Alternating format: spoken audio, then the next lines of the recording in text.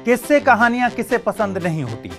बचपन से हम दादी नानी की और पंचतंत्र जैसी तमाम कहानियां सुनकर ही तो बड़े हुए हैं, लेकिन अगर किस्सों कहानियों का सब्जेक्ट चुनाव या फिर राजनीति हो तब तो कहना ही क्या। फिलहाल आपको पता ही है, चुनावों की सरगर्मियां बढ़ती जा रही हैं। ऐसे में दिमाग को ठंडक पहुंचाने के लिए हम लेकर आए हैं चुनावी किस्सों की ठंडई। आज के चुनावी किस्से में बात उस लोकसभा चुनाव की करेंगे जब कांग्रेस के दो टुकड़े हो गए थे। इंदिरा गांधी को कांग्रेस से निकाल दिया गया था। देश में पहली बार लोकसभा चुनाव और विधानसभा चुनाव अलग अलग हुए थे और देश को नारा मिला था, इंदिरा हटाओ का। वर्तमान के सवालों के जवाब अक्सर अतीत अपने अंदर दबा कर बैठा होता है, बस देर होती है अतीत में जाने की। आज के चुनावी किस्से में हम आपको ले चलेंगे 1964 में। हम समझेंगे कि इस वक्त भारतीय राजनीति के ब्रह्मांड में सितारों की हलचल क्या हो रही थी, किसका मंगल भारी था, किस पर शनि की वक्र दृष्टि पड़ रही थी और किसे सूर्य अपना आशीर्वाद दे रहा था। 27 मई 1964 ये वो दिन था जब भारतीय राजनीति का सूर्य अस्त हो गया। इस दिन स्वतंत्र भारत के पहले प्रधानमंत्री पंडित जवाहरलाल नेहरू को हार्ट अटैक आया था और उनका निधन हो गया। नेहरू जी के जाने के बाद भारतीय राजनीति में अब एक सवाल आया कि अब कौन बनेगा उत्तराधिकारी। सवाल का जवाब मिला लाल बहादुर शास्त्री। शास्त्री जी ने लगभग 2 साल प्रधानमंत्री पद को संभाला, लेकिन 1966 में शास्त्री जी की भी मौत हो गई। शास्त्री जी की मौत के बाद फिर वही सवाल आ गया, भारत और कांग्रेस का राजनीतिक उत्तराधिकारी कौन। लेकिन इस बार उत्तराधिकार की लड़ाई में 2 प्रतिद्वंद्वी आ चुके थे। ये थे मोरारजी देसाई और इंदिरा गांधी। मोरारजी देसाई तत्कालीन मुंबई प्रांत यानी आज के महाराष्ट्र और गुजरात के मुख्यमंत्री रह चुके थे और केंद्रीय मंत्रिमंडल में भी वो मंत्री के पद पर काम कर चुके थे। वहीं इंदिरा गांधी राजनीति में बिल्कुल नई थी। इंदिरा गांधी कांग्रेस अध्यक्ष के पद पर रह चुकी थी और शास्त्री जी के मंत्रिमंडल में इंदिरा गांधी सूचना मंत्रालय संभालती थी। शास्त्री जी के जाने के बाद पार्टी के बड़े नेताओं ने इंदिरा गांधी को समर्थन देने का मन बना लिया, लेकिन इंदिरा गांधी के नाम पर सर्वसम्मति नहीं बन पा रही थी। पर सिंडिकेट का जादू चला और भारतीय राजनीति को अपना सबसे चमकता हुआ सितारा मिला। इंदिरा गांधी कांग्रेस पार्टी के 2/3 से अधिक मतों से जीत गईं और इसी के साथ इंदिरा गांधी बन गईं भारत की पहली महिला प्रधानमंत्री। कहा जाता है कि सिंडिकेट के प्रमुख नेता के कामराज का इंदिरा गांधी को पीएम बनाने के पीछे एक बड़ा रोल था, बड़ी भूमिका थी। सिंडिकेट के बारे में भी हम आगे बात करेंगे। बहरहाल इंदिरा पीएम तो बन गई, लेकिन उनकी आगे की राह नुकीले कांटों से भरी हुई थी। अब आइए देश काल परिस्थिति पर गौर कर लीजिए। इंदिरा गांधी कुछ समय से भारतीय राजनीति में सक्रिय तो थीं, लेकिन उन पर अपने पिताजी की परछाई की छाप लगी हुई थी। ऐसा लोग मानते थे कि उनको जो कुछ भी मिला वो अपने पिताजी के दम पर ही मिला। इसके साथ ही लाल बहादुर शास्त्री की कैबिनेट में मंत्री पद पर भी उन्होंने बहुत कम समय तक काम किया था। कहने का मतलब ये कि उस समय इंदिरा गांधी को एक अनुभवहीन नई नवेली राजनेत्री माना जा रहा था। इसीलिए दबी दबी आवाज में यह भी माना जाता था कि कांग्रेस के वरिष्ठ नेताओं ने शायद यह सोचकर इंदिरा गांधी को प्रधानमंत्री बनवाया ताकि अनुभवहीन नई नवेली प्रधानमंत्री प्रशासनिक और राजनीतिक मामलों के सजेशन डायरेक्शन के लिए इन्हीं वरिष्ठ नेताओं पर निर्भर रहें। इमेजिन कीजिए कि फ्यूचर में विराट कोहली के पुत्र को भारतीय क्रिकेट टीम में सेलेक्ट कर लिया जाता है और तुरंत ही कप्तान बना दिया जाता है। अब सिचुएशन को थोड़ा और ट्रिकी करते हैं। कप्तान बनने के तुरंत बाद वर्ल्ड कप की डेट आ जाती है। अब सोचिए कि विराट कोहली के पुत्र की मानसिक स्थिति कैसी होगी। इसको खुद की एक अलग पहचान बनानी होगी, खुद को काबिल प्रूव करना होगा और इस पर वर्ल्ड कप भी जितवाने का प्रेशर होगा। सेम ऐसे ही मुश्किल सिचुएशन में आ गई थी इंदिरा गांधी। अब प्रधानमंत्री बनने के सिर्फ 1 साल के भीतर ही इंदिरा गांधी को लोकसभा चुनाव में पार्टी को लीड करना था। लेकिन चुनौती सिर्फ लोकसभा चुनाव में पार्टी को लीड करने की नहीं थी। इस समय देश की सिचुएशन भी कुछ ठीक नहीं थी। देश में गंभीर आर्थिक संकट था, मॉनसून असफल हो चुका था, व्यापक सूखा फैला हुआ था, खेती की पैदावार में गिरावट थी, गंभीर खाद्य संकट था, विदेशी मुद्रा भंडार में जबरदस्त कमी थी, औद्योगिक उत्पादन और निर्यात में भारी गिरावट थी। भारत चीन और पाकिस्तान के साथ युद्ध के खतरों से घिरा था। इसके कारण भारत के सैन्य खर्च में बहुत ज्यादा बढ़ोतरी हो गई थी। इन सारी बातों से देश की आर्थिक स्थिति चुनौतीपूर्ण हो गई थी। तब 1966 में इंदिरा गांधी सरकार के शुरुआती फैसलों में से एक था रुपए का अवमूल्यन। उस समय एक अमेरिकी डॉलर की कीमत थी करीब 5 रुपए, जो अवमूल्यन करने के बाद बढ़कर हो गई 7 रुपए। इन सारे फैक्टर्स के कारण इंदिरा गांधी की मुश्किलें बढ़ गई थी। अब एक तरफ देश की मौजूदा स्थिति को सुधारना था, तो दूसरी तरफ पार्टी पर अपना कंट्रोल बढ़ाना था और अपनी लीडरशिप भी दिखानी थी। सचमुच इंदिरा गांधी को कांटों से भरा सिंहासन मिला था, लेकिन अभी इंदिरा को एक झटका लगना बाकी था, क्योंकि आने वाला था साल 1967 का लोकसभा चुनाव। भारत के राजनीतिक और चुनावी इतिहास में 1967 के साल को एक मील का पत्थर माना जाता है। देखिए, 1952 के बाद से ही पूरे देश में कांग्रेस पार्टी का राजनीतिक दबदबा कायम था, लेकिन 1967 के चौथे लोकसभा चुनाव में कांग्रेस पहली बार पंडित जवाहरलाल नेहरू के बिना वोटर्स का सामना कर रही थी। पंडित नेहरू एक करिश्माई व्यक्तित्व के स्वामी थे और सिर्फ इनके नाम के कारण पूरी कांग्रेस पार्टी जीत जाया करती थी। अब इस चुनाव के मुद्दों को समझिए। हमने पहले भी बताया कि इस समय देश की आर्थिक स्थिति बहुत खराब थी, महंगाई बढ़ी हुई थी, अनाज की कमी थी, बेरोजगारी जबरदस्त थी। देश की दयनीय आर्थिक स्थिति को लेकर लोग विरोध के लिए सड़कों पर उतर आए थे और देश में अक्सर बंद और हड़ताल की स्थिति देखने को मिल रही थी। लेकिन दुर्भाग्य से सरकार ने इसे लॉ एंड ऑर्डर की समस्या माना। सरकार को जनता की बदहाली नहीं दिखी। इससे लोगों की नाराजगी बढ़ी और सरकार के खिलाफ जबरदस्त विरोध देखने को मिला। इसी के साथ साम्यवादी और समाजवादी पार्टी ने भी संघर्ष छेड़ दिया। भारतीय कम्युनिस्ट पार्टी ने सशस्त्र कृषक विद्रोह का नेतृत्व किया और इस पार्टी ने किसानों के बीच विरोध को संगठित किया। कुल मिलाकर अब सरकार की नीतियों के चलते कई विरोधी विपक्षी दल सिर उठाने लगे और अच्छी बात यह थी कि लोगों का समर्थन भी ऐसे दलों को मिल रहा था, यानी अब विपक्ष मजबूत हो रहा था पहली बार। बहरहाल लोकसभा और विधानसभा चुनाव हुए और चुनाव के रिजल्ट से कांग्रेस को गहरा धक्का लगा। ये रिजल्ट इतने खराब थे कि इन चुनाव परिणामों को राजनीतिक भूकंप तक कहा गया। कांग्रेस को जैसे तैसे लोकसभा में बहुमत तो मिले, लेकिन कांग्रेस को मिले वोट के प्रतिशत तथा सीटों की संख्या में भारी गिरावट आ गई। अब से पहले कांग्रेस को कभी ना तो इतने कम वोट मिले थे, ना ही इतने कम सीट। इंदिरा गांधी के मंत्रिमंडल के आधे मंत्री चुनाव हार गए। तमिलनाडु से के कामराज, महाराष्ट्र से एस के पाटिल, पश्चिम बंगाल से अतुल्य घोष और बिहार से के बी सहाय जैसे राजनीतिक दिग्गजों को मुंह की खानी पड़ी। इसी के साथ कई राज्यों में कांग्रेस पार्टी के हाथ से सत्ता चली गई। कुल 9 राज्यों से कांग्रेस के हाथ से सत्ता निकल गई। उस समय आमतौर पर यह कहा जाता था कि अगर दिल्ली से हावड़ा जाने के लिए ट्रेन पर बैठोगे तो यह ट्रेन अपने पूरे रास्ते में एक भी कांग्रेस शासित राज्य से होकर नहीं गुजरेगी। इमेजिन करिए कि आप एक युद्ध में हैं और आपका शत्रु एक विशालकाय 25 फीट का मायावी दैत्य है और आप ठहरे बौने से आदमी। आपकी लड़ाई चल रही है और तभी आपके एक वार से दैत्य का एक कतरा खून निकल जाता है। सोचिए आपका मनोबल कितना बढ़ जाएगा, ये सोचकर कि दैत्य का खून भी बहाया जा सकता है और शायद हराया भी जा सकता है। इस चुनाव की यही सबसे महत्वपूर्ण बात थी कि चुनाव के नतीजे ने साबित कर दिया कि कांग्रेस को चुनाव में हराया जा सकता है। लेकिन इंदिरा गांधी की असली चुनौती विपक्ष नहीं, अपनी खुद की पार्टी थी, क्योंकि अब उन्हें सिंडिकेट से निपटना पड़ा। क्या था यह सिंडिकेट? कांग्रेसी नेताओं के समूह को अनौपचारिक तौर पर सिंडिकेट का नाम दिया जाता था। सिंडिकेट के लीडर मद्रास प्रांत के भूतपूर्व मुख्यमंत्री और फिर कांग्रेस पार्टी के अध्यक्ष रह चुके के कामराज थे। इनमें देश के अन्य ताकतवर नेता जैसे मुंबई के एस के पाटिल, मैसूर के एस निजलिंगप्पा, आंध्र प्रदेश के संजीव रेड्डी और पश्चिम बंगाल के अतुल्य घोष शामिल थे। इस समूह के नेताओं का पार्टी के संगठन पर जबरदस्त कंट्रोल था। उस समय यह कहा जाता था कि सिंडिकेट ही कांग्रेस है और कांग्रेस ही सिंडिकेट है। इनके आदेश के बिना तो कांग्रेस में पत्ता तक नहीं हिलता था।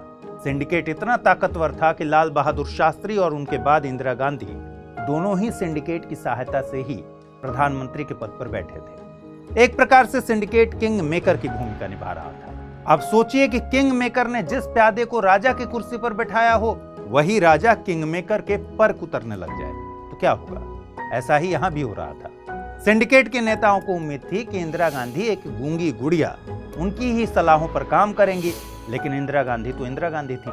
उन्होंने अपने खास सलाहकारों में पार्टी से बाहर के लोगों को रखना शुरू किया और धीरे धीरे उन्होंने सिंडिकेट से दूरी बनाना शुरू किया। अब इंदिरा गांधी के सामने 2 चुनौतियां थी। एक तो उन्हें सिंडिकेट के प्रभाव से पूरी तरह निकलना था और दूसरा 1967 के चुनाव में जो जमीन और लोगों का विश्वास खोया था उसे फिर से हासिल करना था। तो फिर क्या किया इंदिरा गांधी ने? इंदिरा गांधी ने एक साधारण सी कुर्सी की लड़ाई को एक गहरी विचारधारा की लड़ाई में बदल दिया। उन्होंने ठान लिया कि अब सरकार की नीतियों को वामपंथी रंग देने का समय आ गया है। इंदिरा गांधी ने 10 सूत्री कार्यक्रम अपनाया और फिर 14 बैंकों के राष्ट्रीयकरण और भूतपूर्व राजा महाराजाओं के प्रिवी पर्स को समाप्त करने जैसी कुछ बड़ी और जनप्रिय नीतियों की घोषणा कर दी। उस वक्त मोरारजी देसाई देश के उप प्रधानमंत्री और वित्त मंत्री थे। यहाँ पर मोरारजी और इंदिरा के बीच की केमिस्ट्री को समझना जरूरी है।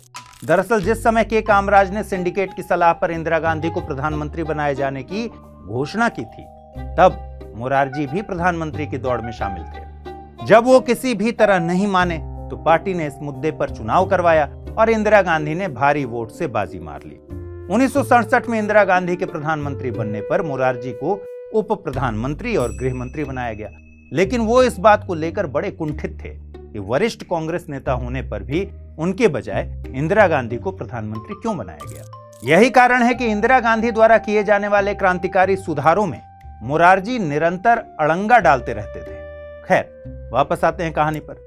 इंदिरा गांधी के 10 सूत्री कार्यक्रम और अन्य फैसले मोरारजी देसाई को अच्छे नहीं लगे और इन दोनों मुद्दों पर प्रधानमंत्री और मोरारजी देसाई के बीच गहरे मतभेद उभरे और उसके बाद मोरारजी देसाई ने सरकार से किनारा कर लिया। अब लोगों को भी पता चल गया था कि इंदिरा गांधी और सिंडिकेट के बीच सब कुछ ठीक ठाक नहीं चल रहा। इसके बाद एक और घटना हो गई जिससे इंदिरा गांधी का कद सिंडिकेट से भी बड़ा हो गया। क्या थी ये घटना? उसके बाद घटना ये घटी कि तत्कालीन राष्ट्रपति जाकिर हुसैन की मृत्यु हो गई और राष्ट्रपति का पद खाली हो गया। अब सिंडिकेट ने तत्कालीन लोकसभा अध्यक्ष एन संजीवा रेड्डी को कांग्रेस पार्टी की तरफ से राष्ट्रपति पद का आधिकारिक उम्मीदवार घोषित कर दिया। उस समय एन संजीवा रेड्डी और इंदिरा गांधी के बीच राजनीतिक रिश्ते ठीक नहीं चल रहे थे। इनके बीच एक राजनीतिक अनबन चल रही थी और इंदिरा गांधी नहीं चाहती थी कि एन संजीवा रेड्डी राष्ट्रपति बने। ऐसे में इंदिरा गांधी ने तत्कालीन उपराष्ट्रपति वीवी गिरी को प्रोत्साहित किया कि वो स्वतंत्र उम्मीदवार के रूप में राष्ट्रपति पद के लिए चुनाव लड़ लें। अब सिंडिकेट और इंदिरा गांधी खुले तौर पर आमने सामने आ गए। दोनों पक्ष अपनी ताकत आजमाना चाहते थे। अभी तत्कालीन कांग्रेस अध्यक्ष निजलिंगप्पा ने एक व्हिप जारी किया कि सभी कांग्रेसी सांसद और विधायक पार्टी के आधिकारिक उम्मीदवार संजीवा रेड्डी को ही वोट डालें। वहीं इंदिरा गांधी ने सभी को अंतरात्मा की आवाज पर वोट डालने को कहा और आखिरकार राष्ट्रपति चुनाव का जब रिजल्ट आया तो राष्ट्रपति बन गए वीवी गिरी। सिंडिकेट इस बात को पचा नहीं पाया, लेकिन अब सिंडिकेट करे तो करे क्या? सिंडिकेट ने वही किया जो कोई किंग मेकर ही कर सकता था। ऐसे में पार्टी की बात ना मानने पर और बगावत करने पर इंदिरा गांधी पर अनुशासनहीनता का आरोप लगा और कांग्रेस अध्यक्ष ने इंदिरा गांधी को ही अपनी ही पार्टी से बाहर कर दिया। यह ऐतिहासिक दिन था 12 नवंबर 1969। बात तो बहुत बड़ी थी। कहा जाता था कि इंदिरा से बड़ा इंदिरा का अहम था। अब इसके बाद पार्टी का टूटना तय हो गया। पार्टी से निष्कासित इंदिरा गांधी ने कहा कि उनकी पार्टी ही असली कांग्रेस है। फिर इंदिरा ने अपनी कांग्रेस बनाई जिसको कांग्रेस आर कहा जाने लगा। यहाँ आर का मतलब रिक्विजिशन है। वहीं सिंडिकेट की अगुवाई वाले कांग्रेस को कांग्रेस ओ या मुख्य कांग्रेस ऑर्गेनाइजेशन कहा जाने लगा। अब आगे देखेंगे कि इस असली नकली के खेल के बाद इंदिरा ने किया क्या।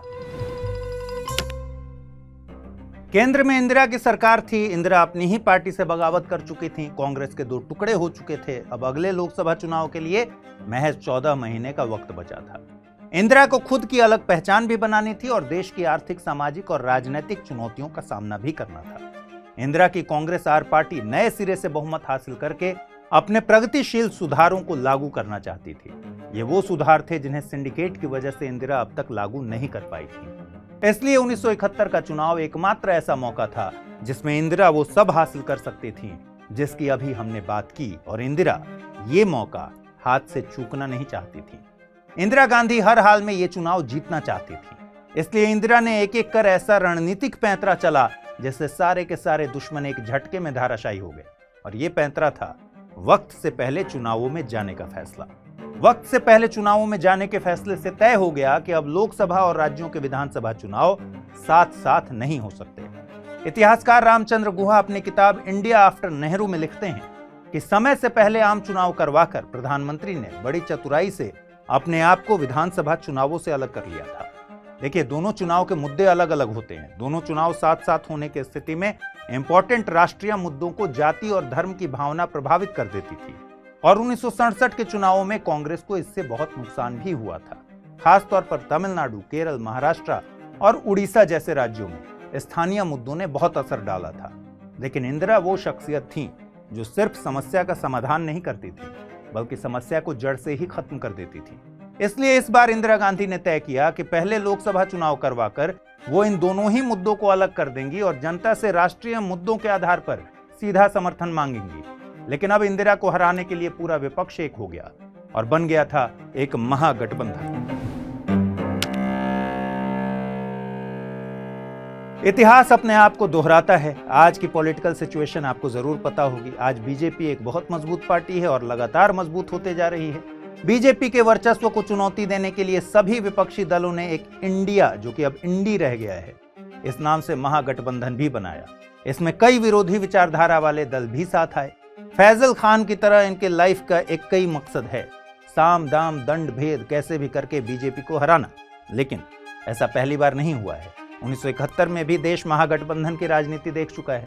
1971 में भी कांग्रेस के सीनियर नेताओं से बनी कांग्रेस ओ ने जनसंघ, स्वतंत्र पार्टी, समाजवादी और क्षत्रिय पार्टियों के साथ मिलकर इंदिरा गांधी के खिलाफ महागठबंधन बनाया था। इस महागठबंधन ने इंदिरा के खिलाफ अभियान चलाया। जैसे आज मोदी हटाओ देश बचाओ का नारा दिया जा रहा है, उस वक्त भी विपक्ष की ओर से एक नारा दिया गया, इंदिरा हटाओ। लेकिन इंदिरा अब तक राजनीति के खेल में महारत हासिल कर चुकी थी। इंदिरा हटाओ नारे को इंदिरा ने अपने ही फायदे के लिए इस्तेमाल कर लिया।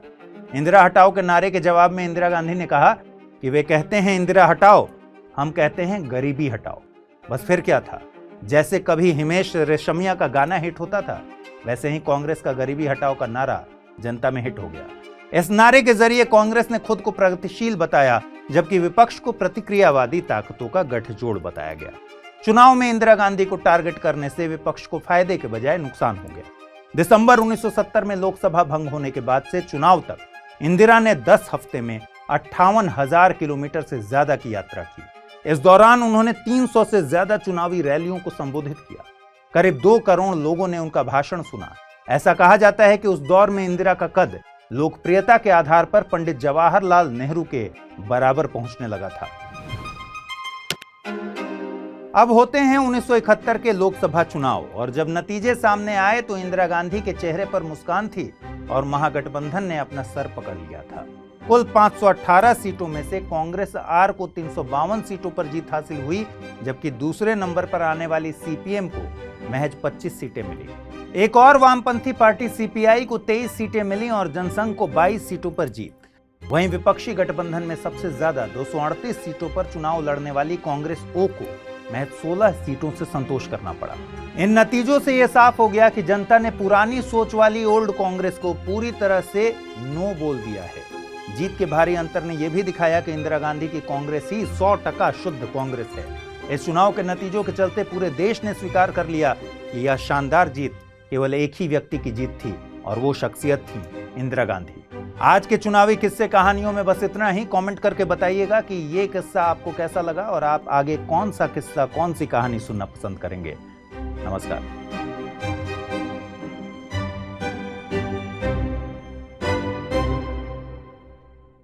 हिंदी में यूपीएससी की तैयारी से संबंधित प्रोग्राम्स को देखने के लिए सब्सक्राइब करें स्टडी IQ IAS हिंदी।